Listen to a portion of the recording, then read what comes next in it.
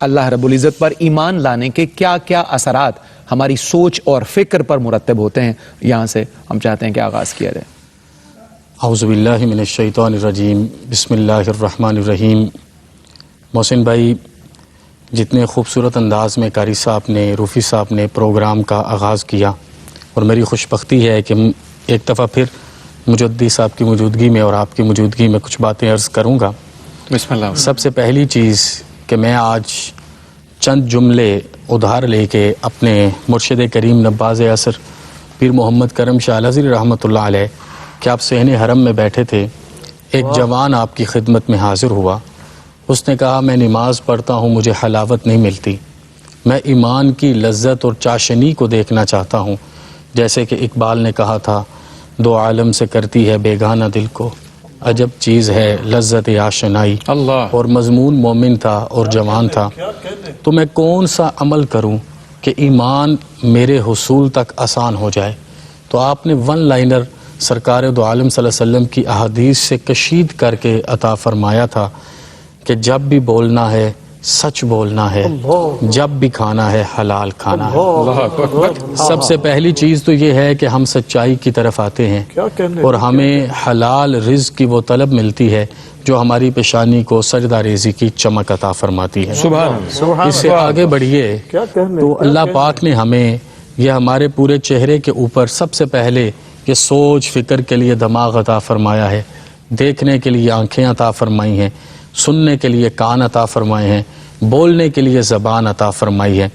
تو سب سے پہلے ایمان پلیدگی فکر کا نام ہے کہ ہم اپنی ذات کو اس طریقے سے پاک کریں کہ ہمارے ارادے یہ ہوں، من احب للہ و ابغض للہ وَعَطَى لِلَّهِ فَمَنَعَ لِلَّهِ فَقَدْ اسْتَكْمَلَ الْإِيمَانِ۔ اللہ اکبر۔ ایمان کو مکمل کرنے کے لیے لازم ہے کہ اپنی ذات کو چھوڑ دیا جائے، اور اگر ہم کسی سے محبت کریں تو وہ بھی اس کی رضا کے لیے ہو، صحیح۔ اگر ہم کسی سے ہٹ جائیں تو وہ بھی اسی کی رضا کے لیے ہو، اگر ہم کسی کو عطا کریں تو وہ بھی اس کی رضا کے لیے ہو، اور اگر ہم کسی موقع پر دینے سے رک جائیں تو اس کی رضا کے لیے ہو، اور اسی رضا سے ہی ہماری ہر چیز آگے بڑھے۔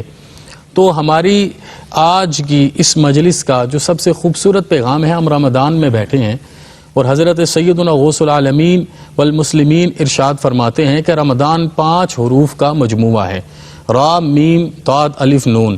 قاری صاحب کی قرات کے بعد میں چاہوں گا میں بھی عرض کروں، تو آپ نے فرمایا کہ را سے مراد ردائے الہی ہے، صحیح۔ میم سے مراد محبت الہیہ ہے، اور جب انسان رضا اور محبت سے آگے بڑھتا ہے تو پھر داد آتی ہے، اور یہ بڑا لطیف نقطہ ہے، داد سے مراد ضمانت الہیہ ہے، اللہ پاک اس بندے کا ضامن ہو جاتا ہے۔ الف سے مراد الفت الہیہ ہے، اور نون سے مراد نور الہیہ ہے۔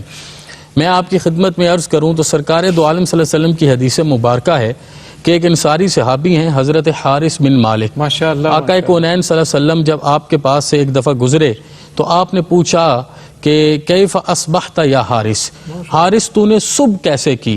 انہوں نے جواب دیا، اصبحت مومنا حقا، سرکار دو عالم میں نے سچے مومن کی طرح صبح کی۔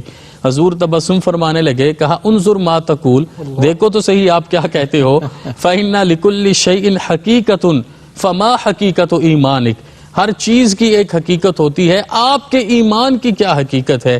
تو انہوں نے ون لائنر ہی بتایا تھا، آپ نے فرمایا تھا، عزفت نفسی عن الدنیا واسہرت اللیلی وَأَضْمَأَنَّ نَہَارِ، اے سرکار دو عالم صلی اللہ علیہ وسلم، میں نے اپنے نفس کو دنیا سے بے رغبت پایا، میں راتوں کو اللہ کے لیے تڑپتا ہوں اور دن کو اسی کے دیدار میں پیاسا رہتا ہوں۔ جب انسان ان راہوں پہ آتا ہے تو یقیناً اس کی فکر اللہ اور اس کے رسول کی رحمتوں سے مزین ہو جاتی ہے۔ بہت شکریہ شاہد۔